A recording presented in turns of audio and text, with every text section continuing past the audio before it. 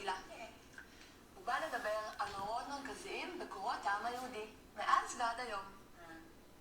היום נלמד על צליבת ישו. שמעת על ישו? הוא נשמע אדם נחמד. לא. ישו היה אויב העם היהודי. הוא ניסה להפוך את כולנו לנוצרים. אף שישנם נוצרים טובים, היהדות היא סכנה נוראית, המאיימת על שלום העם היהודי. אני רוצה להתבולל. אתה יודע בכלל מה זה להתבולל? זה לקיים יחסי מין עם גויה. זה לא דבר שלא אני ולא אתה רוצים כמובן. אני רוצה שהילדים שלי יאכלו תבלוחות ויהיו גויים. משעמם לי כאן טופי. אני רוצה לגור בשוויץ עם גויה ולאכול תבלוחות כל היום. טוב שוקי, אם אתה כל כך אוהב את ישו, אז אתה תשחק את ישו.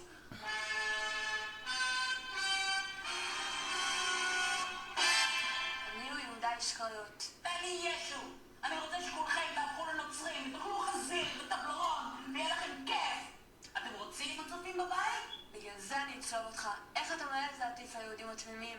אלוהים! למה סרטני? אתה נאצי ישו, אתה נאצי. טופי! לא, טופי, אני מפחד. אני הלכתי על המים, אני הפכתי צרצרים לעוגה. לא! אני לא ישו. זאת טעות! אני משה רבנו. אל תגיד במצדרים, טופי, לא! זה רק פק, פחדן. לא! טופי! אלוהים! לא!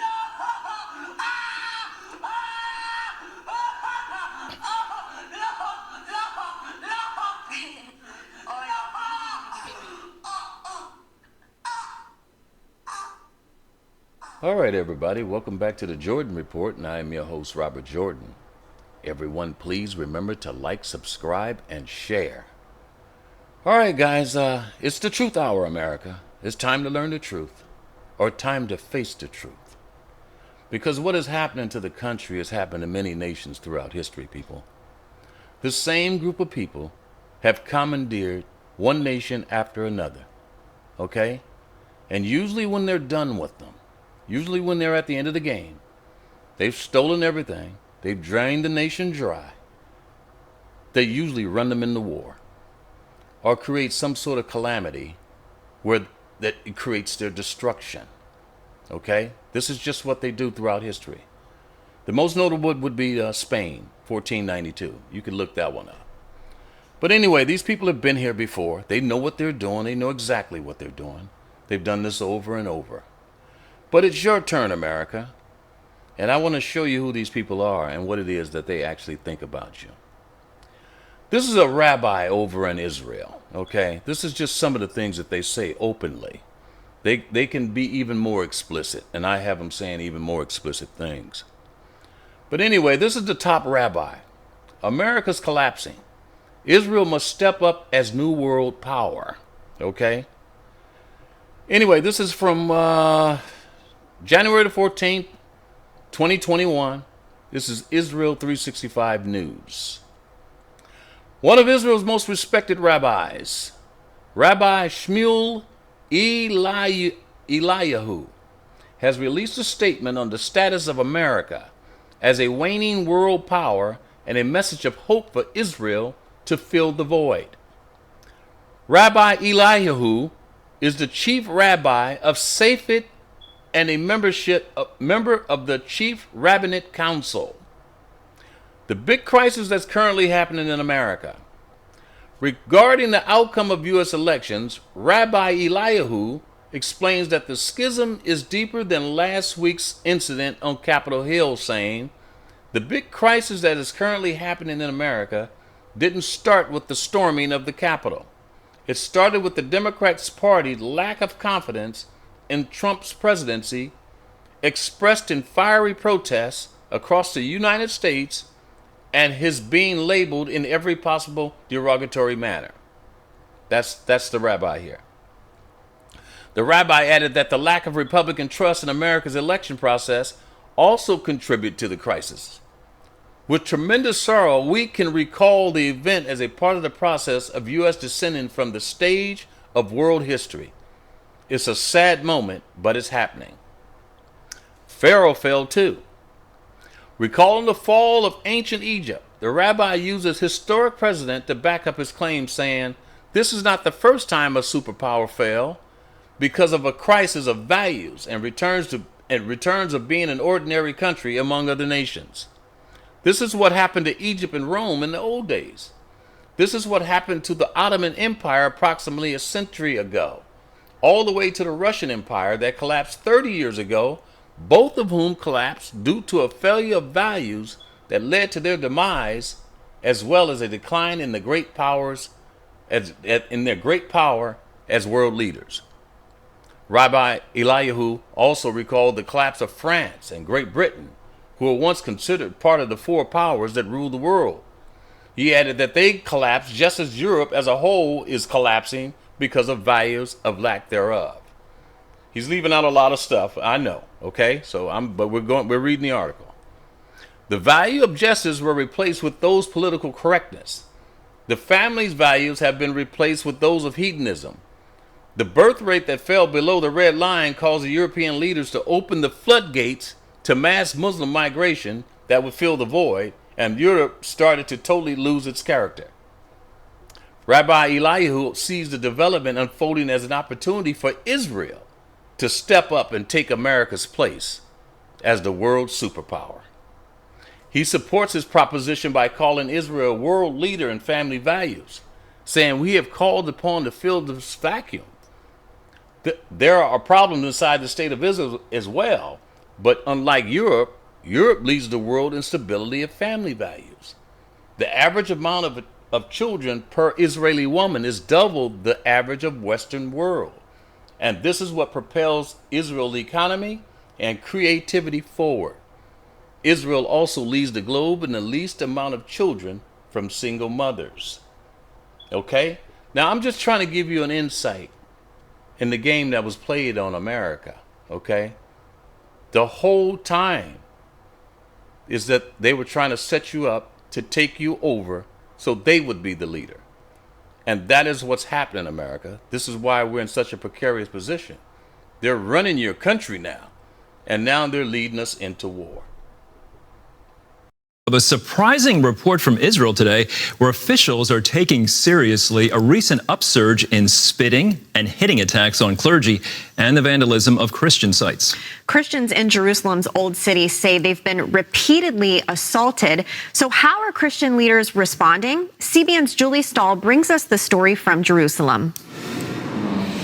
The situation led Israeli President Isaac Herzog and Police Commissioner Yaakov Shabtai to meet leaders of the Orthodox and Catholic churches of the Holy Land. In recent months, we've seen very serious phenomena towards the Christian denominations in the Holy Land. Our brothers and sisters, Christian citizens, feel attacked in their places of prayer, in their cemeteries and on the streets. Christians in Jerusalem's Old City say they are often harassed, spit on, and even physically attacked by religious Jewish youth. I view this phenomenon as extreme and unacceptable in any shape or form. This phenomenon needs to be uprooted. Earlier incidents include the desecration of a Protestant cemetery on Mount Zion, an attack on international Christians during a day of prayer for Jerusalem, and harassment at a Messianic concert in Jerusalem. We must respect the members of all religions. We've committed to this since the dawn of our existence. This is the most basic commandment of love your neighbor as yourself. Church leaders expressed their desire to work together with Israeli authorities. We need to work together in order to encourage coexistence and solidarity between us, and the love between us, because we are brothers in the same state. We live in the same places, and we need to live together in quiet and peace. Recently, Israeli Channel 13 reporter Yossi Eli went undercover as a priest for a day. Dressed in a robe, he walked through the Old City with Franciscan Father Alberto. In the first 5 minutes, he was spat at 5 times by Orthodox Jewish Israelis. In Haifa, Israel's police commissioner said the police are working to eradicate incidents and trends that affect the sense of security. We're here to reassure you of that and to offer any assistance that may be required. As part of the cooperation between all the parties, we're working to bridge the gaps in places of conflict while simultaneously striving to provide the vital sense of security. David Parsons from the International Christian Embassy Jerusalem says the attacks are coming from a fringe element. Most Israelis welcome Christians here. They welcome Christian support, but there does seem to be a fringe, a small fringe on the religious right that for whatever motivations are trying to harass and give trouble for Christians here. He also says it's a learning curve for Israel right now. Jewish people wouldn't tolerate these sorts of attacks against them. In other countries, they're very vocal about it, and they shouldn't tolerate it here when their own co-religionists carry out similar attacks against Christians. Parsons told CBN News the scriptures are clear about how Christians should treat the Jewish people. Scriptures are clear that Genesis 12:3 says we need to bless the Jewish people. Isaiah says comfort them. Paul in Romans 11 says show them mercy. So we have biblical commands to stand with Israel, support them. We're not going to condition that support on whether or not these attacks are stopping, but it does make it harder for us to build support and friendship for Israel out there. Julie Stahl, CBN News, Jerusalem. Okay, America, a lot of what we're in, people, is like a two-front war. You know, where there's a lot of talk about two-front wars. We're in a two-front war, too. We have a physical war going on, and we have a spiritual war going on. And I hope I don't lose people here, because I'm not trying to go there. But we are fighting people who believe a certain thing. A lot of the stuff that the Jews are doing is coming from their religious beliefs. This is what they believe. And this is why you see this level of hatred towards Christians in particular. And the bombing of churches. And this one was just in Gaza, people. But let me tell you, the Christians in the Middle East have been under attack for the last 20 years. This is not the first ancient church that was bombed by Israel. Okay, and I'll show you some of this stuff. But this is just what happened in Gaza. The Greek Orthodox Church of Angios Porphyrius in Gaza was bombed, reports of 2 dead. This was back on the 20th. They should bring bulldozers so we can see how many people were crushed. That was the Archbishop. The Interior Ministry of Gaza announced the collapse of a building of the Greek Orthodox Church of St. Porphyrius in the central city as a result of Israeli raids. According to ERT, the number of people inside the church was 50, the majority of whom were women and children. Palestinian sources said that Israeli warplanes bombarded the church of St. Porphyri in the Al-Zaton neighborhood of southern Gaza, killing a girl and injuring dozens of people with various injuries and causing severe material damage to parts of the church building, while a building adjacent to the church was destroyed. However, according to Al Jazeera correspondent in Gaza City, at least 2 people were killed. Many others were injured. They had gone to the church to find shelter.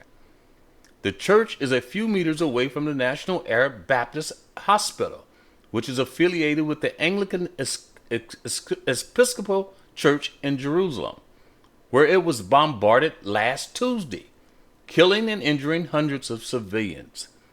About 1,000 Palestinian Christians live in Gaza, the majority of whom belong to the Orthodox and Catholic churches, in addition to the president of the Baptist Church. Now, these people have been in the midst of all these Muslims for centuries, and the Muslims haven't touched them. Okay? So they've been sitting there, nobody's bothered them, they've been living in peace.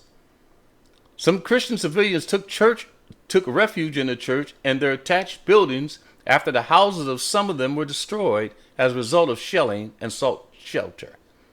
The Church of St. Porphyry is the oldest Christian church in the Gaza Strip. It is located near a mosque in the historic quarter of Gaza City, and according to the tradition, houses that remain of St. Porphyry, who was the bishop of Gaza in the 5th century. So this church was built in the 5th century. At least that's my understanding. They hit the offices and the entrance of the monastery. They bombarded them with rockets, and the whole building collapsed. There were many Christians inside, many of whom have been injured, and we also have dead. And we also have dead. Archbishop. Okay, so that's what we're into, people.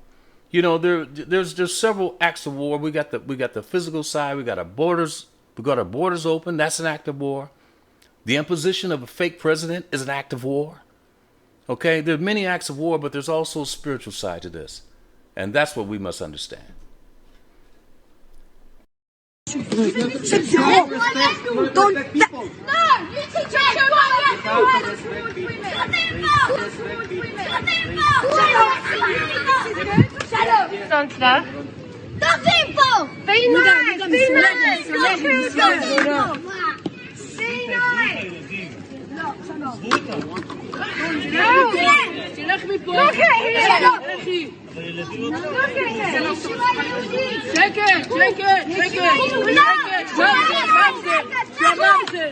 Going to get hurt.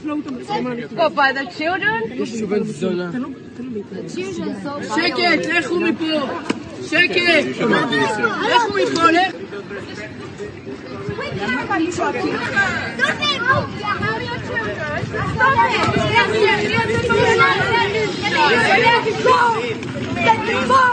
Please.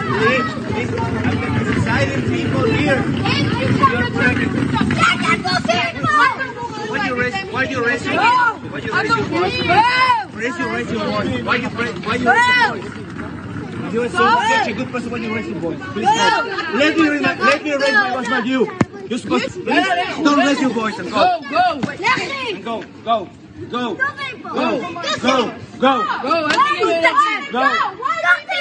Because you're inside people. Try to understand. You're inside people. Please go. Let us leave. What inside people? Let us leave. Yes. Go. Not inside people. Stop it! You're inside Let's go. Let's walk.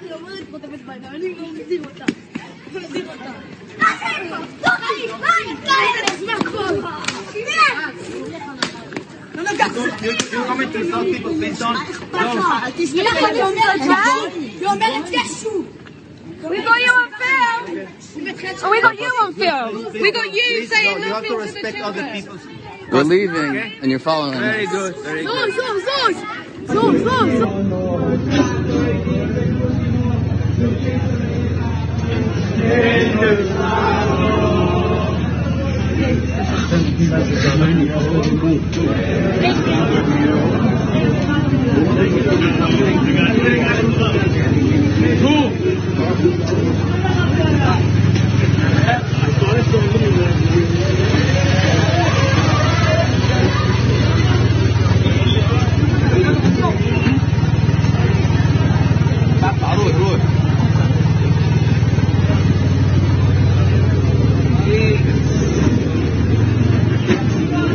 It's really big and it's inappropriate for this place, okay? That's a Jewish place. You need to respect the place. Can you please put it inside?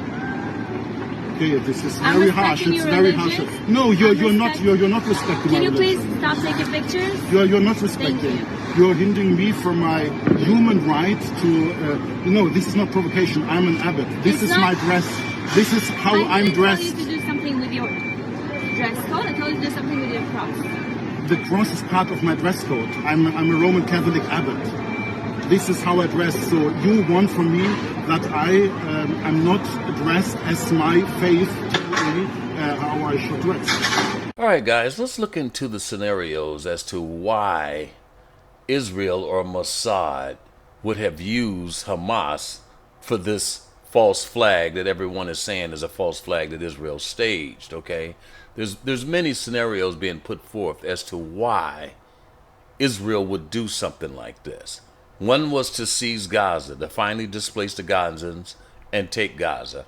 The second one I heard was that they wanted to draw the U.S. over there into a major conflict with Iran, to finally deal with Iran. But here's another one here that is probably the most plausible, because we're talking about a two-front war, and as far as spiritual war and physical war, and the religious beliefs of Jews, okay? Now here's they're saying that this is the Dome of the Rock is why all this was done, okay? Here's why Netanyahu staged a false flag invasion by Mossad-controlled Hamas. Exactly when he did it, okay? And they show you the Dome of the Rock. The Dome of the Rock is an Islamic shrine at the center of the Al-Aqsa Mosque compound in the Templemount in the old city of Jerusalem, okay? Was the so-called Palestinian invasion of Israel on October the 7th really a classic false flag operation staged by Mossad-controlled Hamas? Here's, if there's one reason above all above all others why Israel meticulously engineered this war with Palestine is this at this specific moment in history. It is this. This is what they're saying, people. The timing of Israel's long-planned building of the third temple, where the Al-Aqsa Mosque currently sits, reigns supreme among the vast majority of Israelis as well as religious Jews living around the world. The real problem for Israel's Messianic Jews is that the ultra-sacred Islamic site, known as the Dome of the Rock, is a shrine situated inside the Al-Aqsa Mosque, which are both located on the Templemount in the Old City of Jerusalem. The most holy of mosques within the Islamic tradition was built on the same site as the first two Hebrew temples in Jerusalem. After the destruction of the first temple in Jerusalem by the Babylonians in 586 BC, the Jews of the kingdom of Judea went into exile. In 538 BC, during the reign of Cyrus the Great, the Jews returned to Jerusalem and were unable to build the second temple on the site of the original one that had been destroyed. Now, here's the real problem for the Messianic Jews as well as the Christian Zionists who support them. They're operating according to a very strict timeline to get the prophesied third temple constructed. The schedule had been set back by a number of unanticipated events, which are both beyond the scope of this short expose. Nevertheless, the dictates of the Hebrew calendar must be adhered to, and according to most Orthodox Jewish sects who completely control Benjamin Netanyahu, which means that the PM Netanyahu had to resort to a very desperate series of black ops and psyops to get the job done. In fact, Bibi had to pull off something so brazen and so stunning and so reckless that those false flags attacks, terrorist operations, would sufficiently shock the collective Israeli consciousness so that he could justify taking over the Al-Aqsa Mosque for reasons of national security. Okay? And that's what they're saying this is all over. Now, out of all the scenarios I've heard, this one's the most plausible, even though I don't believe it. Okay? Because they're risking everything for almost nothing. Okay? Israel's at risk now. They don't know what Iran is going to do. They don't know what Russia is going to do. They don't know if the United States can even hold all these people off. So it may be true. I don't know. But we're just going to have to watch and see how things turn out. You must remember what Amalek has done to you, says our Holy Bible. And we do remember, and we are fighting. Our brave troops and combatants who are now in Gaza or around Gaza and in all other regions in Israel are joining this chain of Jewish heroes, a chain that has started 3,000 years ago from Joshua ben Nun until the heroes of 1948, the Six-Day War, the 73 October War, and all other wars in this country. Our hero troops, they have one supreme main goal: to completely defeat the murderous enemy and to guarantee our existence in this country. We've always said, never again. Never again is now.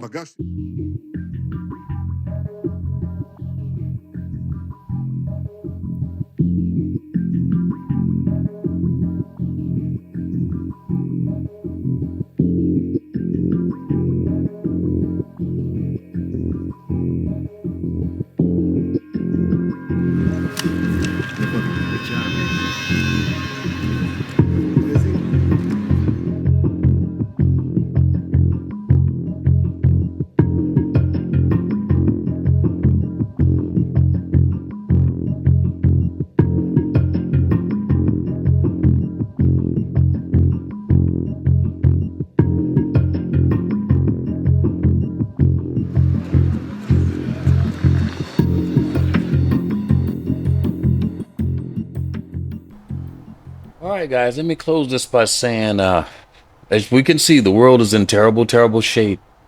And we are under the control of some terrible, terrible people, America. We've allowed this to happen to ourselves. We allowed sick psychopaths to commandeer our government. And look where they're leading us. These people are openly talking about annihilation, wiping people off the face of the earth. And they have the weapons, and they're doing it right before our eyes. There's not a lot that we can do about this. They're doing all this in our name and with our weapons. So, America, we're going to have to suffer the fate that these people bring us. It's totally out of our hands right now.